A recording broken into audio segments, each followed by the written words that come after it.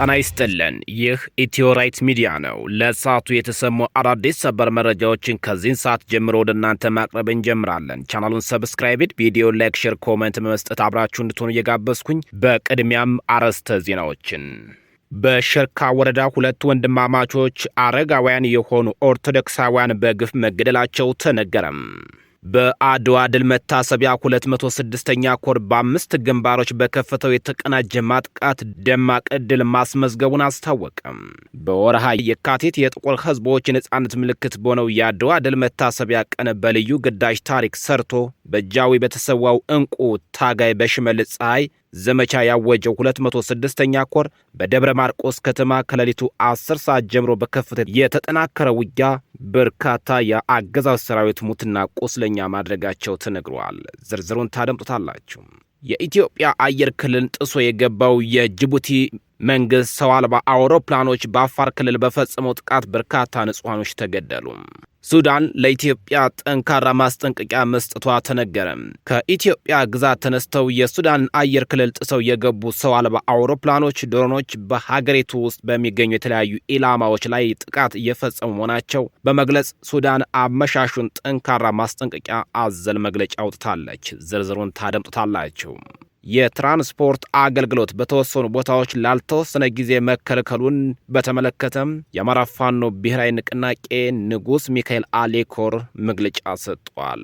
ቴሌና ሳፋሪ ህዝቡ መረጃ እንዳይለዋወጥ በሚል በመላው ሀገሪቱ የኢንተርኔት አገልግሎት እንዲዛባ እና እንዲዘገይ ያደረገ መሆኑ ተነገረ። እነዚህንና ሌሎችን መረጃዎች ለሰዓቱ አዘጋጅተንላችኋል። ተከብራችሁ የኢትዮ ራይት ሚዲያ ቤተሰቦች ቻናሉን ሰብስክራይብ፣ ቪዲዮ ላይክ፣ ሼር፣ ኮሜንት በመስጠት አብራችሁ እንድትሆኑ እየጋበዝኩኝ አሁን በቀጥታ ወደ ዝርዝር መረጃዎቻችን እናልፋለን። አብራችሁን ሆኑም። ከምሽቱ 3 ሰዓት ከደብረ ማርቆስ ከተማ በመነሳት ወደ ስናን በመሄድ ላይ ያለ በ206ኛ ኮር ነበልባሎቹ በተወሰደበት የደፈጣ ጥቃት በርካታ ያገዛዙ ኃይል ሙትና ቁስለኛ መደረጉ ተነገረ። ጨለማን ተገን በማድረግ በ4 ሲኖትራክ ተጭኖ ወደ ስናን ረቦ ገበያ በመሄድ ላይ የነበረው የበልጽግናው ሰራዊት እነርታ ከተማን በመውጣት ላይ ያለ በተከፈተበት ድንገተኛ ጥቃት በርካታ የሰራዊት አባላት የተደመሰሱ ሲሆን ከፍተኛ ጉዳት ማስተናገዱ ተረጋግጧል። ከምሽቱ 3:40 እስከ 4 ሰዓት በወሰደው ጥቃት የጠላት ኃይል በትንትኑ ወጥቶ በየጫካው እየፈረጠጠም ይገኛል። የ206ኛ ኮር 14ኛ ክፍለ ጦር የንጉሥ ተክለ ሃይማኖት ሻለቃ ልዩ የደፈጣ ስፔሻሊስቶች በወሰዱት የተጠና ጥቃት ባልተገመተ ሁኔታ በተዘናጋ የጠላት ኃይል ላይ መብረቃዊ ጥቃት በመፈጸም ድል ማስመዝገባቸው ታውቋል። በአድዋ ድል መታሰቢያ 206ኛ ኮር በ5 ግንባሮች በከፈተው የተቀናጀ ማጥቃት ደማቅ ድል አስመዝግቧል።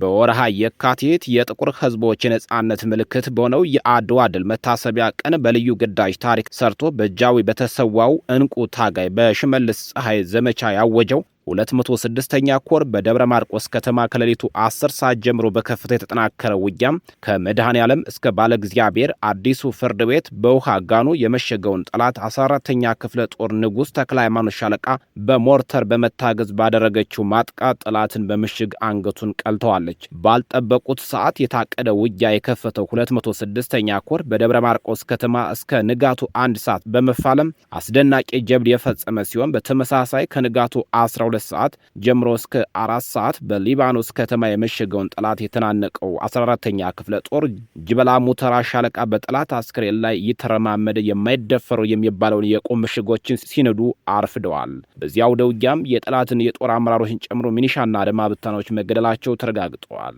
ጠላት እንዳይተሳሰር ከደብረ ማርቆስ ደጀን ቀይ ድረስ መጠነ ሰፊ ጥቃት የከፈተው 206ኛ ኮር የጠላትን ዋና ወታደራዊ ካምፕ አድርገው የተቀመጠበትን የየትኖራ ወታደራዊ ሰፈር በሞርተር በመደብደብ የኃይል ሚዛኑን ያዛባው 34ኛ ክፍለ ጦር በደጀን ወረዳ በጉባኤና ስብሸንጎ ከተማ በመሸገው ጠላት ላይ ከንጋቱ 12 ሰዓት ባደረገ የሙሉ ድምሰሳ ውጊያ ከ60 በላይ የጠላት ኃይል ሙትና ቁስለኛ ሲደረግ ጠላት ዙ 23ን ሞርተር፣ መድፍ፣ ቢኤም ቢጠቀምም የኃይል ብልጫ መውሰድ አልቻለም። በቅጽል ስሙ ኮከብ ተብሎ በሚጠራው የአድማ ብተና ዘመቻ መሪ በተገደለበት የጉብያ ግንባር 34ኛ ክፍለ ጦር ከጠላት ጋር በመተናነቅ ጠንካራ የሚባል ምሽጎችን በቦምብ በማፈራረስ ጠላት የሚመካባቸው የሚኒሻ አመራሮችን ገድሏል።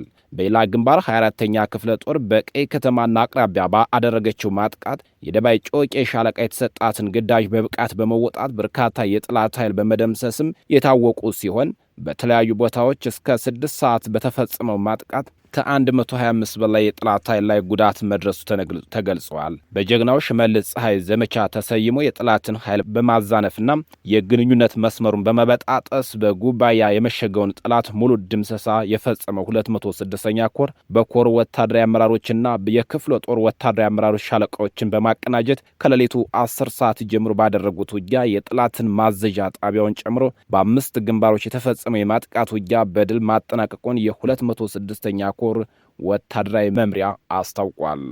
የትራንስፖርት አገልግሎት በተወሰኑ ቦታዎች ላልተወሰነ ጊዜ መከልከሉን በተመለከተ ከንጉስ ሚካኤል አሊ ኮር የተሰጠ መግለጫ። የአማራ ፋኖ ብሔራዊ ንቅናቄ ምስራቅ አማራ ቀጠና ምኒልክ ዕዝ ንጉስ ሚካኤል አሊ ኮር ከሚንቀሳቀስባቸው ወረዳዎች መካከል በሁለቱ ወረዳዎች ማለትም በመቅደላና ተንታ ወረዳዎች ውስጥ ከዛሬ ማለትም ከየካቲት 23 ቀን 2018 ዓ.ም ጀምሮ የተሽከርካሪ እንቅስቃሴ የተከለከለ ሲሆን ከዛሬው ዕለት ጀምሮ ወደ መቅደላና ተንታ ወረዳዎች ለመግባት የሚሞክር ወይም ከሁለቱ ወረዳዎች ለመውጣት የሚንቀሳቀስ ተሽከርካሪ ላይ እርምጃ የምንወስድ መሆናችን እናሳውቃለን ብሏል። በመግለጫው ማንኛውም ተሽከርካሪ ባለንብረትና አሽከርካሪ ኮራችን ይፋ ያደረገውን የተሽከርካሪ እንቅስቃሴ ገደብ በማክበር ድርጅቱ መልሶ መግለጫ እስካልሰጠው ድረስ ራሱንና ንብረቱን ከጥፋት ይጠብቅ ዘንድ ከወዲሁ እንመክራለን ሲል ኮሩ ለሚመለከተው አካል ይድረስልኝ ብሎ በላከው መግለጫ አስታውቋል። በሸርካ ወረዳ 2 ወንድማማች አረጋውያን የሆኑ ኦርቶዶክሳውያን መገደላቸው ተሰማ። በዚህም እስከ አሁን በወረዳው ባለፉት 3 ቀናት ውስጥ ብቻ 31 ኦርቶዶክሳውያን መገደላቸው ተገልጿል። በምስራቅ አርሲ ሀገረ ስብከት የኦርቶዶክሳውያን አሰቃቂ ግድያ መፍትሄ ሳይገኝለት አሁንም ተባብሶ ቀጥሏል። ለማህበረ ቅዱሳን ቴሌቪዥን ጣቢያ በደረሰው መረጃ በትናንትናው ዕለት ከምሽቱ 4 ሰዓት ላይ ሀገረ ስብከቱ በሚገኘው በሸርካ ወረዳ ጢጂ ለቡ ቀበሌ የሚኖሩ 2 የ70ና የ72 ዓመት ወንድማማች ኦርቶዶክሳውያን አረጋውያን መሳሪያ በታጠቁ ኃይሎች በተተኮሰባቸው ጥይት በአሰቃቂነት ተገድለዋል። የግድያው መነሻ ከሰሞኑን በወረዳው 21 የተገደሉት ኦርቶዶክሳውያን ጋር የተያዘ ሲሆን ከበባ ተደርጎባቸው መገደላቸው መረጃዎች አስነብቧል። የተገደሉት ምዕመናን ሀብትና ንብረታቸውን የዘረፉባቸው ሲሆን በአሁኑ ሰዓትም በሀገረ ስብከቱ ከሚገኙ ገጠራማ አካባቢዎች ምዕመናኑ ቀያቸውን ለቀው በመውጣት እየሸሹ እንደሚገኙም ተነግሯል። በመረጃው እንደተገለጸው ባለፉት 3 ቀናት ማለትም በየካቲት 19፣ 20ና 22 በሀገረ ስብከቱ ውስጥ በተፈጸመው የግድያ ተግባር እስከ አሁን ከ30 በላይ ኦርቶዶክሳውያን ተገድለዋል ተብሏል። በተጨማሪም እስካሁን በሀገረ ስብከቱ ስር ባለው የሸርካ ወረዳ ብቻ ከ164 በላይ ኦርቶዶክሳውያን መገደላቸው የመረጃ ምንጮቻችን ነግረውናል። ይህ በእንዲህ እንዳለም በተፈጸመው ጥቃት በሕይወት ይኑሩ ወይም ይሙቱ የማይታወቁ በርካታ ምዕመናን እንዳሉም ተነስተዋል። የሁለት ወንድማማቾች ስርዓተ ቀብር በትናንትናው ዕለት በጋላማ ገብረ ክርስቶስ ቤተ ክርስቲያን መፈጸሙ በደረሰን መረጃ ለማወቅ ችለናል። በወረዳው እየተባባሰ የመጣው የኦርቶዶክሳውያን ግድያ ዘላቂ መፍትሄ እንዲያገኝ የሚመለከታቸው የመንግስት የጸጥታ ባለድርሻ አካላት ሚናቸውን እንዲወጡም ጥሪ መተላለፉን በመረጃው ላይ ተጠቅሷል። ቴሌና ሳፋሪ ህዝቡ መረጃ እንዳይለዋወጥ በሚል በመላው ሀገሪቱ የኢንተርኔት አገልግሎት እንዲዘገይ እየተደረገ ነው። በመካከለኛው ምስራቅ የተፈጠረው ጦርነት በመጪው ቀናት ተስፋፍቶ ከቀጠለ የነዳጅ አቅርቦት ትልቅ ኢኮኖሚ ሊያስከትል ይችላል ተብሏል። ከባለፈው ሳምንት ጀምሮ ኦህዴድ በሰሜን ኢትዮጵያ አደርገዋለሁ ለሚለው ጦርነት ዝግጅት በሚል በሚያከማቸው የነዳጅ ዘይት ምክንያት በተለያዩ የሀገሪቱ ክፍሎች ከፍተኛ የነዳጅ እጥረት ተከስቶ ታይቷል። በመጪው ቀናት ይባባሳል ተብሏል። ኢራን ከመካከለኛው ምስራቅ ነዳጅ የሚተላለፍባቸው የስትራይት ኦፍ ሆርሙዝ ከትላንት ጀምሮ በመዘጋቱ የዓለም አቀፍ የነዳጅ አቅርቦት ከሰኞ ጀምሮ እንደሚቀንስ ወይም እጥረት እንደሚፈጠር ይጠበቃል። በእንቅርት ላይ ጆሮ ደግፍ እንደሚባለው ይህ ጦርነት ከቀጠለ ትልቅ የኢኮኖሚ ጫና በመላው ዓለም ላይ ሊያስከትል ይችላል። በተለይ እንደ ኢትዮጵያ ባሉ ድሃ ሀገራት ላይ ትልቅ ተጽዕኖ እንደሚያሳድርም ይጠበቃል። ሱዳን ለኢትዮጵያ ጠንካራ ማስጠንቀቂያ ሰጠች። ከኢትዮጵያ ግዛት ተነስተው የሱዳን አየር ክልል ጥሰው የገቡ ሰው አልባ አውሮፕላኖች፣ ድሮኖች በሀገሪቱ ውስጥ በሚገኙ የተለያዩ ኢላማዎች ላይ ጥቃት እየፈጸሙ መሆናቸውን በመግለጽ ሱዳን አመሻሹን ጠንካራ ማስጠንቀቂያ አዘል መግለጫ አውጥታለች። ታይምስ መረጃ የተመለከተው የሱዳን ውጭ ጉዳይና ዓለም አቀፍ ትብብር ሚኒስቴር ዛሬ ያወጣው ይፋ መግለጫ ድሮኖቹ የሀገሪቱን ድንበር አልፎ በመግባት በውስጥ ኢላማዎች ላይ እርምጃ እየወሰዱ መሆኑን ጠቅሶ ሱዳን ሉዓላዊነቴንና የግዛት አንድነቴን የማስከበር ሙሉ መብት እንዳላት ማስታውቃለች። የሱዳን መንግስት ባለፈው የካቲት ወር ሙሉ እንዲሁም አሁን ባለንበት የመጋቢት ወር መጀመሪያ ቀናት ከኢትዮጵያ አቅጣጫ የተነሱ ድሮኖች ወደ ሱዳን በመግባት ጥቃት እየፈጸሙ መሆኑን በቅርበት ሲከታተሉ መቆየቱን ሚኒስተሩ ባወጣው መግለጫ ማስታወቁን ታይምስ መረጃ ይፋ አድርጓል። መግለጫው ይህ የኢትዮጵያ ድርጊት ፈጽሞ ተቀባይነት የሌለውና የተወገዘ ነው ሲል የኮነነው ሲሆን አክሎም የሱዳንን ሉዓላዊነት በግልጽ የሚጥስ አደገኛ ጥቃት መሆኑን አመላክቷል። የሱዳን መንግስት እንዲህ ያሉትን ተደጋጋሚ የድንበር ጥሰቶችና ጥቃቶችን ለማስቆምና ለመመከት በሚያስችለው መልኩ በተለያዩ መንገዶችና ስልቶች በመጠቀም ሉዓላዊነትን እንዲሁም የግዛት አንድነትን የመከላከል ሕጋዊ መብት የተጠበቀ ነው ሲል አስገንዝቧል። የኢትዮጵያ አየር ክልልን ጥሶ የገባ የጅቡቲ መንግስት ሰው አልባ አውሮፕላኖችን በአፋር ክልል በተፈጸመው ጥቃት በርካታ ንጹሃኖች ተገደሉ። ጥቃቱ የተፈጸመው የካቲት 23 ቀን 2018 ከቀኑ 7 ሰዓት ላይ ሲሆን ጥቃቱ የተፈጸመው ቦታ ደግሞ በአፋር ክልል ገገዲ ተብሎ በሚጠራው አካባቢ ላይ መሆኑን የአካባቢ ነዋሪዎቹ ተናግረዋል። በጥቃቱ ሕፃናትን ጨምሮ በርካታ አርብቶ አደሮች ሲገደሉ በርካቶች ደግሞ መቁሰላቸው ታውቋል። በተጨማሪም በርካታ የቤት እንስሳት የተገደሉ ሲሆን መኖሪያ ቤቶችም ወድመዋል።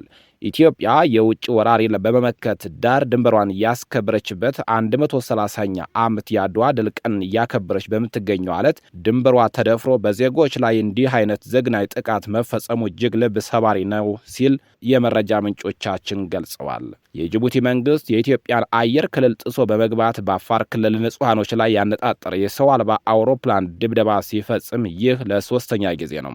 የኢትዮጵያ ሰማይ በጎረቤት ሀገር ያሉ ታጣቂዎች ድሮኖቻቸውን እንዲሁም የጎረቤት ሀገራት መንግስታትን የጦር ጀቶችና የሰው አልባ አውሮፕላኖችን ያለ ከልካይ በኢትዮጵያ ሰማይ የተሽከረከሩ ህዝቡን በቦምብ አረር የሚገደሉበት ከሆነ ዓመታት ተቆጥረዋል።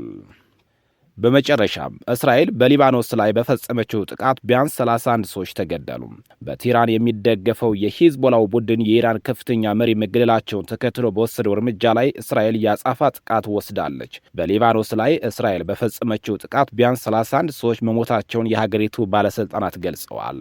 የእስራኤል ወታደራዊ ኃይል በቤይሩት ደቡባዊ ዳርቻና በደቡባዊ ሊባኖስ በሂዝቦላ ቁጥጥር ስር ባሉ ቦታዎች ላይ ተደጋጋሚ ጥቃቶች ከከፈተ በኋላ በሀገሪቱ ላይ የሚሰነዝረውን ጥቃት አጠናክሮ በመቀጠል ሂዝቦላን ከባድ ዋጋ እንደሚከፍል ቃል ገብተዋል።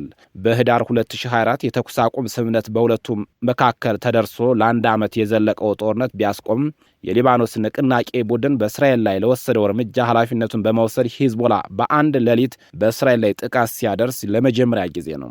ቡድኑ ከሃይፋ ከተማ በስተደቡብ በሚገኙ የእስራኤል ጦር ቦታ ላይ ከፍተኛ ጥራት ባላቸው ሚሳይሎችና በሰው አልባ አውሮፕላኖች ኢላማ እንዳደረገም አስታውቋል። የሊባኖስ መንግስት የሂዝቦላ ወታደራዊ እንቅስቃሴ ህገወጥ ድርጊቶች መሆኑን በመግለጽ ቡድኑ የጦር መሳሪያዎችን እንዲያስረክብ ጠይቋል። ጠቅላይ ሚኒስትር ናዋፍ ሳላም ከህጋዊ ተቋማት ማዕቀፍ ውጭ ከሊባኖስ ግዛት የተጀመሩ ወታደራዊ እርምጃዎችን በፍጹም ውድቅ ማድረጋቸውን አስታውቀዋል። የተከበራችሁና የተወደዳችሁ የኢትዮ ራይት ሚዲያ ቤተሰቦች ለሰዓቱ ያዘጋጀንላችሁ መረጃዎቻችን እነዚህን ይመስላሉ። ከቆይታዎች በኋላ ደግሞ በሌሎች አዳዲስ መረጃዎች ዳግም እንገናኛለን። በያላችሁበት ጥሩ ጊዜ ተመኘው። ጤና ይስጥልኝ።